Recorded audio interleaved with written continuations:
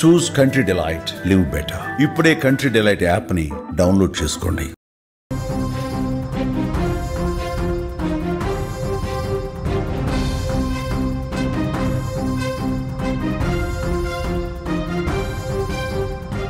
Big breaking news చూస్తున్నాం. China దేశం అల్లాడిపోతోంది. చైనాలో ఆందోళన పరిస్థితులు కనిపిస్తున్నాయి. వరద బీభత్సానికి అతలాకుతలమవుతోంది చైనా. వారం రోజులుగా ఎడతెరిపి లేకుండా భారీ వర్షాలు పడుతున్నాయి. జల దిగ్బంధంలో గుయిజౌ ప్రావిన్స్ చిక్కుకుంది. చాంగ్కింగ్, హూనాన్, గ్వాంగ్డాంగ్ ప్రావిన్సులు పూర్తిగా వరద గుప్పిట్లో ఉన్నాయి. నిరాశ్రయులుగా లక్షలాది మంది మారిపోయారు.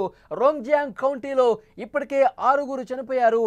ఇంకా చాలా మంది వరద ప్రవాహంలో కొట్టుకుపోయినటువంటి పరిస్థితి ఉంది. విజువల్స్లో చాలా స్పష్టంగా మీరు చూస్తున్నారు.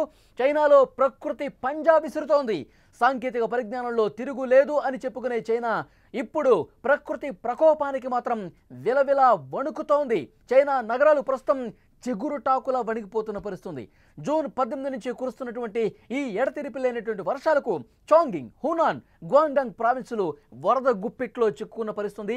2-3 రోజులుగా పరిస్థితులు చాలా అత్యంత భయానకంగా కనిపిస్తున్నాయి. భారీ వర్షాలు రికార్డు స్థాయిలో వరదలకు దారితీశాయి. 30 ఏళ్ల తర్వాత కని విని ఎరుగని రీతిలో అక్కడ వరదలు అక్కడ ప్రాంతాల్లో కూడా పూర్తిగా చుట్టుముట్టిన పరిస్థితుంది. వరదల కారణంగా 4 లక్షల మంది ప్రభావితులయ్యారు. 1,10,000 మందిని సురక్షిత ప్రాంతాలకు తరలించారంటే పరిస్థితి ఎంత భయంకరంగా ఉందో అర్థమవుతోంది. ఆందోళనకర స్థాయిలో అక్కడ పరిస్థితులు కనిపిస్తున్నాయి. ప్రస్తుతం సహాయక చర్యలు కొనసాగుతున్నాయి. గుయిజౌ ప్రావిన్స్లోని రోంగ్జియాంగ్ తీవ్ర నష్టాన్ని చవిచూసింది. నైరుతి చైనాలోని గుయిజౌ ప్రావిన్స్లో సంభవించిన ఈ భారీ వరదల వల్ల 6 చనిపోయారు. ఇంకా చాలా మంది వరద నీటిలో కొట్టుకుపోయారు. వాళ్ళ ఆచూకీ కోసం ప్రస్తుతం సహాయక బృందాలు గాలిస్తున్నటువంటి పరిస్థితి ఉంది. ఈ వర్షాల కారణంగా సంభవించినటువంటి ఈ కొండ చర్యలు విరిగిపట్టడం వల్ల అక్కడ ప్రమాదకరమైన పరిస్థితి ఏర్పడింది. సౌండ్ కౌంటీలోని ఎక్స్ప్రెస్ హైవే మీద వంతెనలో కొంత భాగం కూలిపోయింది.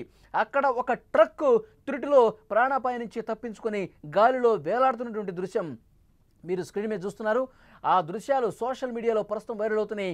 ఏ విధంగా కొండ చర్యలు విరిగిపడి ఆ వంతెన మీద పట్టడంతో దెబ్బతిని పూర్తిగా వంతెన కూలిపోయిందో, అదే సమయంలో అక్కడ ఉన్న ఒక ట్రక్ ఒక ప్రమాదకర స్థాయిలో ఏ విధంగా అక్కడ ఆగిపోయిందో చాలా స్పష్టంగా చూడొచ్చు. ఆ ట్రక్ యొక్క ముందు భాగం, మెడ భాగం పూర్తిగా గాల్లోనే వేలాడుతున్నట్టు పరిస్థితుంది.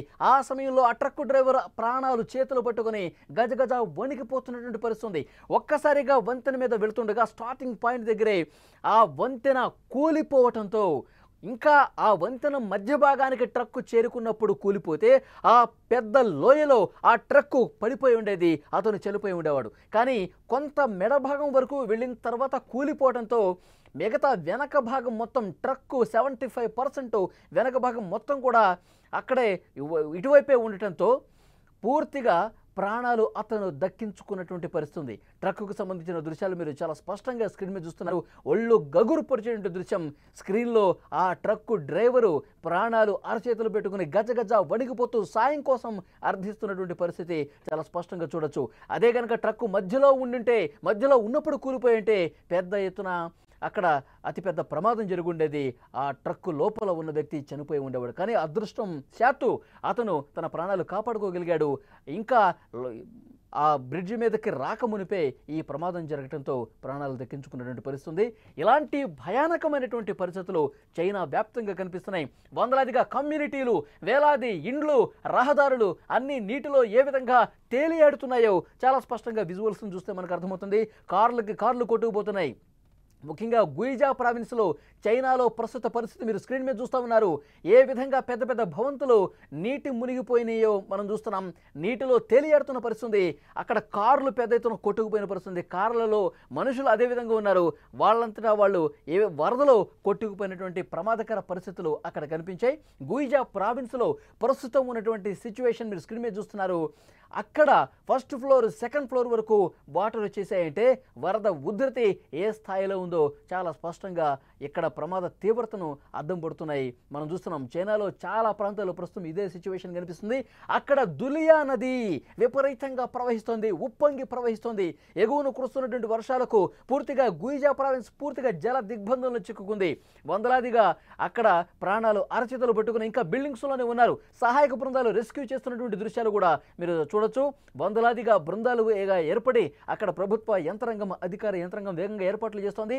అక్కడ వరద నీటిలో చిక్కుకున్న వాళ్ళు ఎవరైతే 3rd ఫ్లోర్ నుంచి 4th ఫ్లోర్ 5th ఫ్లోర్ అట్లా పై ఫ్లోర్లో ప్రాణాలు అరచేతులు పెట్టుకుని ఇంకా అక్కడ బిక్కుమంటూ కాలం గడుపుతున్న వాళ్ళు ఎవరైతే ఉన్నారో వాళ్ళ అందరినీ కూడా పూర్తి స్థాయిలో ఒడ్డుకు చేరుస్తూ ఉన్నారు. ఇక్కడ మనం చూడొచ్చు హెలికాప్టర్ల సాయంతో డ్రోన్ల సాయంతో వాళ్ళకి ఆహారం అందిస్తున్నటువంటి దృశ్యాలు మనం చూడొచ్చు. ఇక్కడ డ్రోన్ ఎగురుతోంది, ఎందుకంటే ఆ అపార్ట్మెంట్స్ వరకు ఆ భవంతి వరకు NDRF బృందాలు కూడా వెళ్ళలేని పరిస్థితుంది, ఆ భవంతి పైకి వెళ్ళలేనటువంటి పరిస్థితుంది.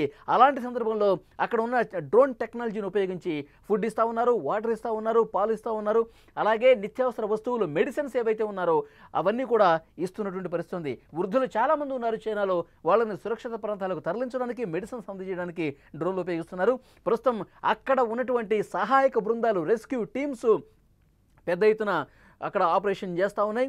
ముఖ్యంగా వృద్ధులందరినీ కూడా సురక్షిత ప్రాంతాలకు, అనారోగ్యంతో ఉన్న వాళ్ళని లేవలేని వాళ్ళని కూడా ఏ విధంగా తీసుకొస్తూ ఉన్నారో మనం చాలా స్పష్టం చూడొచ్చు. ప్రధాన రహదారులన్నీ కూడా పూర్తిగా జల దిగ్బంధంలో చిక్కుకుని వాటర్లో అక్కడ జీవనం సాగిస్తూ ఉన్నారు. చాలా భయంకరమైనటువంటి పరిస్థితులు. గత 30 నుంచి 40 సంవత్సరాల కాలంలో ఇంత పెద్ద ఎత్తున వరద మేము చూడలేదంటూ చైనాలో ఉన్న వృద్ధులు చెప్తున్నారంటే ఇంకా వరద ఉధృతి ఏ విధంగా పెరుగుతూ పోతుందో, ఏ విధంగా గుయిజా ప్రావిన్స్ మొత్తం నీటిలో తేలియాడుతుందో, నీటిలో మునిగిపోయిందో మనం చూస్తున్నాం. ఇప్పటికే మనకు అందుతున్నటువంటి సమాచారం 36కు పైగా కార్లు అక్కడ వరదలో కొట్టుకుపోయినటువంటి పరిస్థితుంది, చెల్లాచెదురుగా పడిపోయినటువంటి పరిస్థితుంది. నిత్యావసర వస్తువులు కొనుక్కునేందుకు కూడా బయటకు రాలేనటువంటి ఒక ప్రమాదకరమైనటువంటి పరిస్థితి గుయిజా ప్రావిన్స్లో కనిపిస్తుంది. చైనాలో ప్రకృతి పంజా విసురుతున్నట్టుగా విజువల్స్ మనకు కనిపిస్తుంది. సాంకేతిక పరిజ్ఞానంలో తిరుగులేదని చెప్పుకునే చైనా ప్రస్తుతం ప్రకృతి ప్రకోపానికి మాత్రం విలవిలాడుతుంది, గజగజ వణుకుతుంది. చిగురు టాకుల అక్కడ ప్రధాన నగరాలు వణికిపోతున్న పరిస్థితుంది. జూన్ 18 నుంచే ఎడతెరిపి లేకుండా అక్కడ వర్షాలు పడుతున్నాయి. ముఖ్యంగా చాంకింగ్ కావచ్చు, హూనాన్ కావచ్చు, గ్వాంగ్డాంగ్ ప్రావిన్స్లో వరద గుప్పిట్లో చిక్కుకున్నాయి. అక్కడ ప్రజలు ఎంతగా భయపడిపోతున్నారంటే బయటకు రాలేరు. ఎందుకంటే అక్కడ భవంతుల్లో ఉన్నవాళ్ళు ఇంకా లోపలే ఉన్నారు, సాయం కోసం అర్థిస్తూ ఉన్నారు.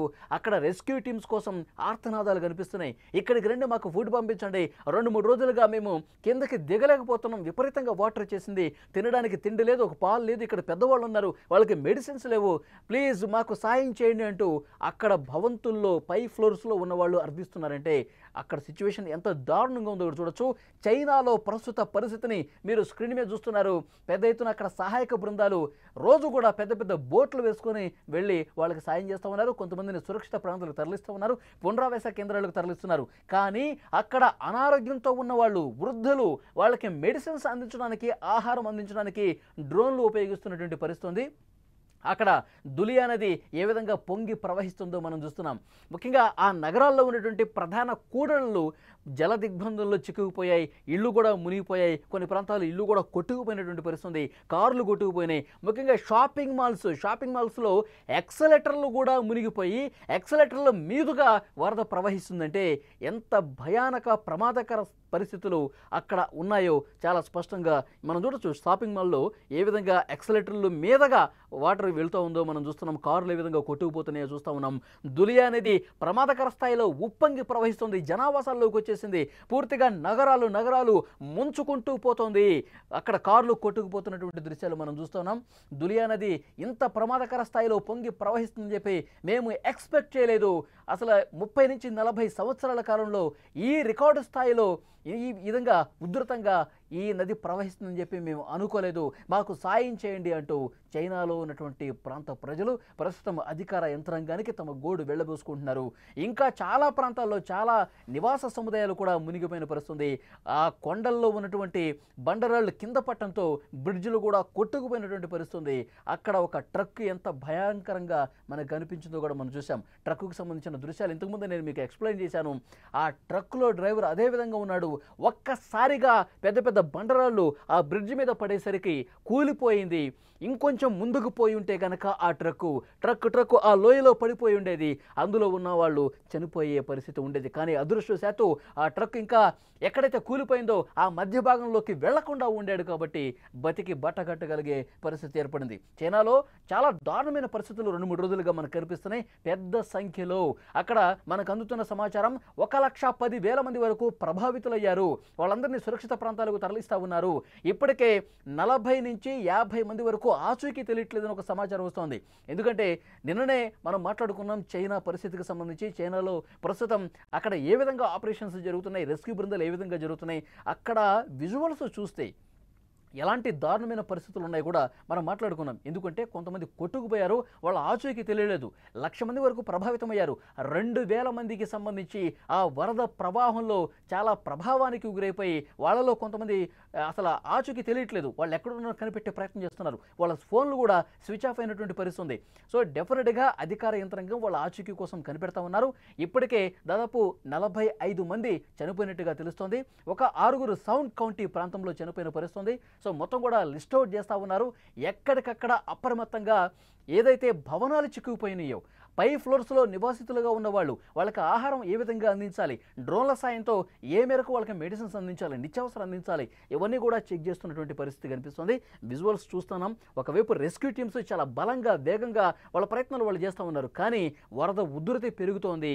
ఇంకా అక్కడ వర్షాలు పడే అవకాశం ఉన్నట్టుగా అక్కడ వాతావరణ శాఖ చెప్తోంది.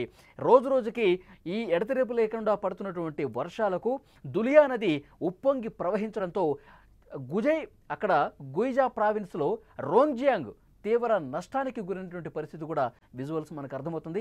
ఒకటి ప్రధాన నగరాల్లో ఉన్నటువంటి ఆ రోడ్లు కూడల్లో కూడా నివాస సముదాయాలు కూడా షాపింగ్ మాల్స్ కూడా పెద్ద ఎత్తున మునిగిపోయినటువంటి పరిస్థితి ఉంది. 2,000 మందికి పైగా అక్కడ పునరావాస కేంద్రాలకు అధికారులు తరలించి వాళ్ళని సేఫ్గా ఉంచిన పరిస్థితి ఉంది. ఇంకా చిక్కుకుపోయిన వాళ్ళని కాపాడే ప్రయత్నం అయితే చేస్తూ ఉన్నారు.